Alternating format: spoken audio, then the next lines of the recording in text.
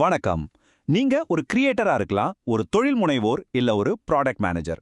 உங்ககிட்ட சூப்பரான ஐடியாஸ் ஒரு பெரிய லிஸ்டே இருக்கும். ஆனா எதை முதல்ல பண்றது, எதை அப்புறம் பண்றதுன்னு ஒரு குழப்பம் வருமே இல்லையா? இன்னைக்கு அந்த புதிரை எப்படி சரி பண்றதுன்னு தான் பார்க்க போறோம். பார்க்கறதுக்கு இது ரொம்ப சிம்பிளான கேள்விதான். எந்த ஃபீச்சரை பில்ட் பண்ணணும்? ஆனா இதுக்கு பதில் சொல்றது தான் ரொம்பவே கஷ்டமான விஷயம். சரியா பதில் சொல்லிட்டா நம்ம ப்ராடக்ட் எங்கேயோ போயிடும். தப்பா போச்சுன்னா மொத்தமா காணாம போயிடும். அப்போ எந்த ஃபீச்சர்ஸ் நமக்கு அதிக வேல்யூ கொடுக்கும், எது நம்மள மத்தவங்களோட தனிச்சு காட்டும், இத கண்டுபிடிக்கிறது தான் பெரிய சேலஞ்ச். ஆனா கவலைப்படாதீங்க, இந்த சேலஞ்ச ஒரு தெளிவான சிம்பிளான பிளானா மாத்திர ஒரு ஃப்ரேம்வொர்க்கை தான் நம்ம இப்போ பார்க்க போறோம். இது நம்மளோட நேரத்தையும் சக்தியையும் கரெக்டான இடத்துல போட ரொம்ப ஹெல்ப் பண்ணும். சரி, வாங்க உள்ள போலாம். சரி, முதல் ஸ்டெப் என்னன்னா, நம்ம கிட்ட இருக்கிற ஃபீச்சர்ஸ் லிஸ்ட்டை ஒரு பெரிய மலை மாதிரி பார்க்கறத நிறுத்தணும். அதுக்கு பதிலா அதை அழகா 3 தனித்தனி கேட்டகரியா பிரிக்க ஆரம்பிக்கணும். குழப்பத்திலிருந்து ஒரு ஒழுங்க கொண்டு வரணும். இதை நம்ம டூல் பாக்ஸை அடுக்கி வைக்கிற மாதிரி நினைச்சுக்கோங்க. ஒவ்வொரு ஃபீச்சருக்கும் ஒரு குறிப்பிட்ட வேலை இருக்கு. அதோட வேலை என்னன்னு தெரிஞ்சுக்கிட்டாலே பாதி குழப்பம் தீர்ந்த மாதிரி தான்.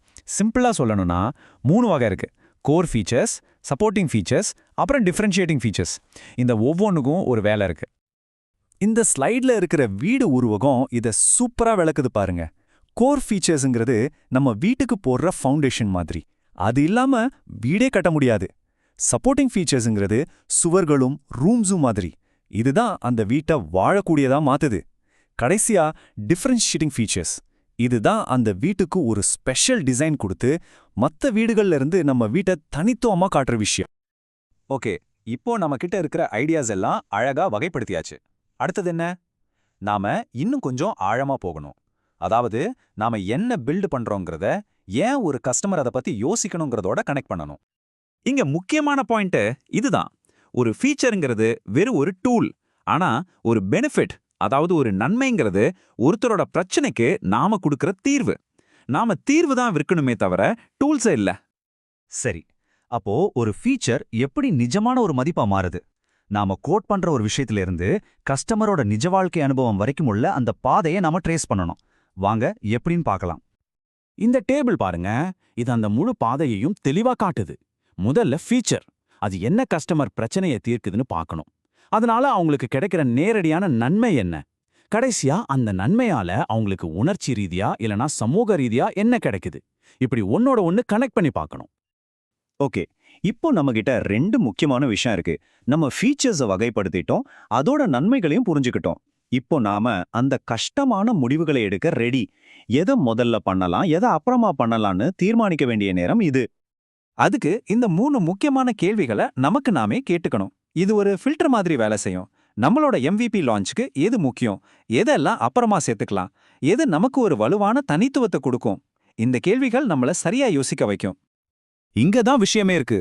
நம்ம MVP, அதாவது மினிமம் வயபிள் ப்ராடக்ட் லான்ச் பண்றதுக்கு எது தேவைன்னு தீர்மானிக்கணும். MVPனா நம்ம ப்ராடக்டோட முதல் ரொம்ப சிம்பிளான வெர்ஷன்.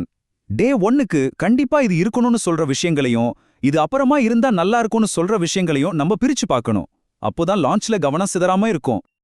ஆனா ஒன்னு ஞாபகம் வச்சுக்கோங்க, நாம போடுற எந்த பிளானுமே ஒரு அனுமானம் தான். அது உண்மைன்னு நாம எடுத்துக்க கூடாது. ஏன்னா ஒரு ஃபீச்சரை லான்ச் பண்றதோட நம்ம வேலை முடியல. அங்கதான் முக்கியமான வேலைய ஆரம்பிக்குது. அதாவது கத்துக்கிறது.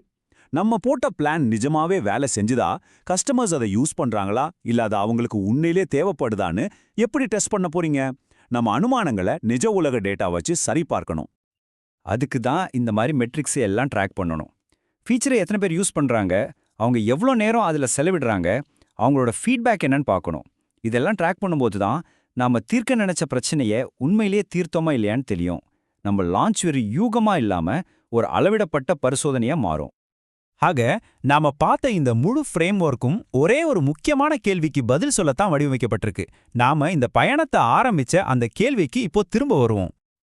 அதாவது எந்த ஃபீச்சர்ஸ் அதிக வேல்யூ கொடுக்குது, எது நம்மள தனிச்சு காட்டுது, இந்த கேள்விக்கு பதில் சொல்றதுக்கு நீங்க உங்க ஐடியாஸை வகைப்படுத்தி அதோட நன்மைகளை மேப் பண்ணி அப்புறம் லான்ச் பண்ணி சரி பார்க்கணும். இப்படி செய்யும்போது ஒவ்வொரு தடவையும் நம்பிக்கையோட சரியான முடிவை எடுக்க ஒரு சிஸ்டம் உங்ககிட்ட இருக்கும். இறுதியா நீங்க யோசிக்க வேண்டியது இதுதான். இது சும்மா நிறைய ஃபீச்சர்ஸை உருவாக்குறத பத்தினது இல்ல. உங்க வாடிக்கையாளர்களுக்கு உங்களை இன்டிஸ்பென்சிபிள், அதாவது இவங்க இல்லாம முடியாதுன்னு நினைக்க வைக்கிற அந்த ஒரு விஷயத்தை உருவாக்குறத பத்தினது. அப்படி உங்களை இன்றியமையாததா மாத்துற அந்த ஒரு அம்சம் எது?